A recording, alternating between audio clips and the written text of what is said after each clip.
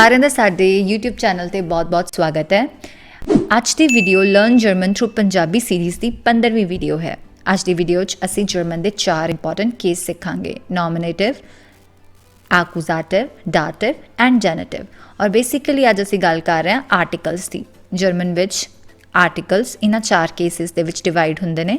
Article ਦ ਨੂੰ ਅਸੀਂ ਇਸ ਟਾਈਮ ਡੈਫੀਨੇਟਿਵ ਆਰਟੀਕਲ ਦੀ ਗੱਲ ਕਰ ਰਹੇ ਹਾਂ ਜੋ ਕਿ ਹੈ ਦ।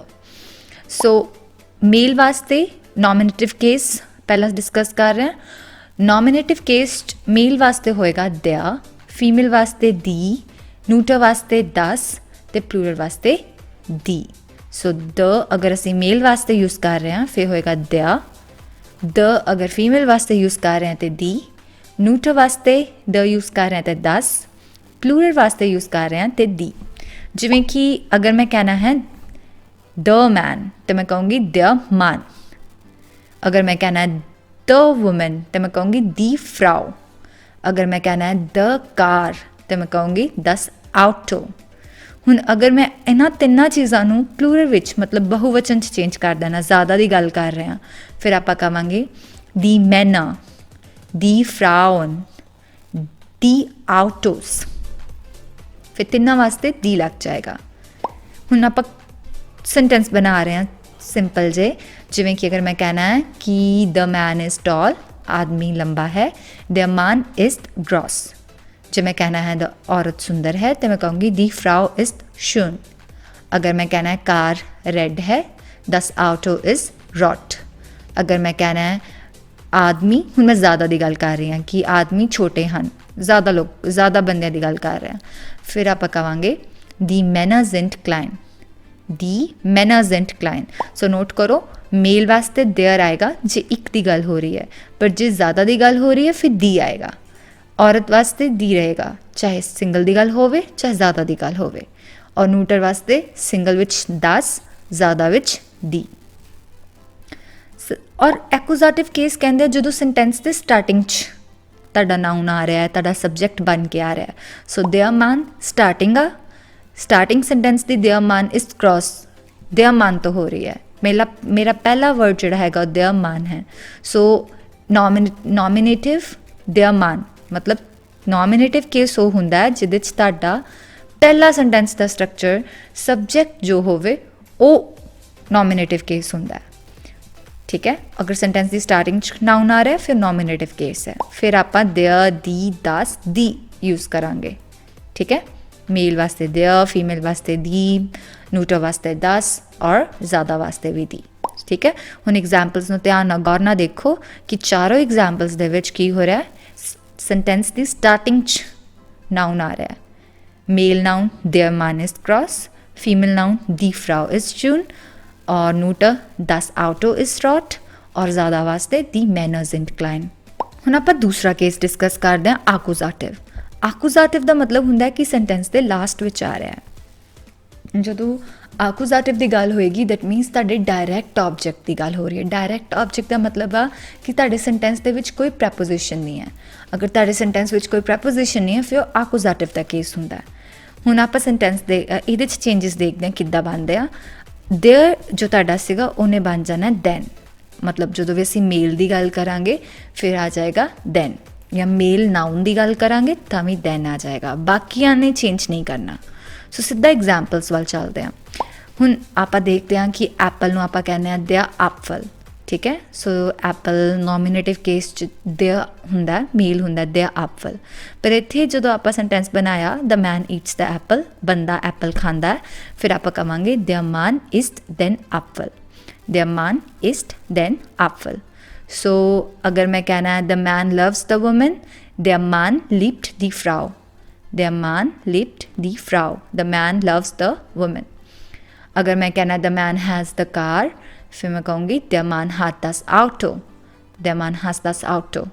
अगर मैं कहना the man gives the flower, देयर मैन गिफ्ट दी ब्लूमन, देयर मैन गिफ्ट दी ब्लूमन। डाटिव केस सारा तीसरा केस, इसका मतलब होंदा है कि साडा नाउन जो है वो आ रहा है इनडायरैक्ट ऑब्जेक्ट दे नाल। इनडायरैक्ट ऑब्जेक्ट दे तौर मतलब है कि उहदे विच प्रैपोजिशन आ रही है, जिवें कि विद हो गया, विदाउट हो गया। ਸੋ ਇੱਥੇ ਸਾਰਾ ਕੁਝ ਚੇਂਜ ਹੋ ਜਾਏਗਾ। ਇੱਥੇ देयर ਦਾ them ਬਣ ਜਾਏਗਾ, ਦੀ ਦਾ देयर ਬਣ ਜਾਏਗਾ, das ਦਾ them ਬਣ ਜਾਏਗਾ, ਦੀ ਦਾ then ਬਣ ਜਾਏਗਾ। ਦੈਟ ਮੀਨਸ ਮੇਲ ਦੇ ਕੇਸ 'ਚ them, ਫੀਮੇਲ ਦੇ ਕੇਸ 'ਚ their, ਨਿਊਟਰ ਦੇ ਕੇਸ 'ਚ them ਐਂਡ ਪਲੂਰਲ ਦੇ ਕੇਸ 'ਚ then। ਆਸਾਨ ਤਰੀਕੇ ਨਾਲ ਯਾਦ ਕਰਨ ਵਾਸਤੇ ਯਾਦ ਰੱਖਿਓ ਇੱਥੇ ਨਿਊਟਰ ਤੇ ਮੇਲ ਦਾ ਸੇਮ ਰਹੇਗਾ them, ਫੀਮੇਲ ਦਾ their ਤੇ ਪਲੂਰਲ ਦਾ then। ਹੁਣ ਸੈਂਟੈਂਸਿਸ ਨਾਲ ਆਪਾਂ ਜ਼ਿਆਦਾ ਸਮਝਣ ਦੀ ਕੋਸ਼ਿਸ਼ ਕਰਦੇ ਹਾਂ। ਲਾਈਕ ਅਗਰ ਮੈਂ ਕਹਿਣਾ ਹੈ ਵਿਦ ਦ ਮੈਨ ਤਾਂ ਮੈਂ ਕਹੂੰਗੀ ਮਿਦ ਦੈਮ ਮਨ। ਲਾਈਕ ਜ਼ੀ ਲੈਫਟ ਮਿਦ ਦੈਮ ਮਨ, ਸ਼ੀ ਲਿਵਸ ਵਿਦ ਦ ਮੈਨ, ਉਹ ਮੈਨ ਦੇ ਨਾਲ ਰਹਿੰਦੀ ਹੈ। ਜ਼ੀ ਲੈਫਟ ਮਿਦ ਦੈਮ ਮਨ।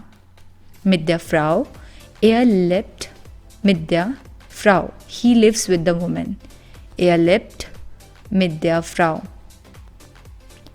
अगर मैं कहना है वो कार चलाती है या वो कार ड्राइव करती है, कार ना सफ़र करती है, फिर मैं कहूँगी जी फैट mit dem Auto, जी fat mit dem Auto।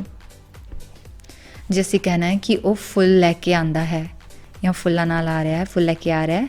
er kommt mit den Blumen, क्योंकि हम ज़्यादा फ्लावर्स की गल हो रही है, ज़्यादा फुल आप प्लूरल च गल कर रहे हैं, फुल्लां की गल कर रहे हैं, सो देन आएगा। सो er kommt mit den Blumen। मैं एक बार फिर जर्मन पार्ट रिवाइज कर रही हूँ।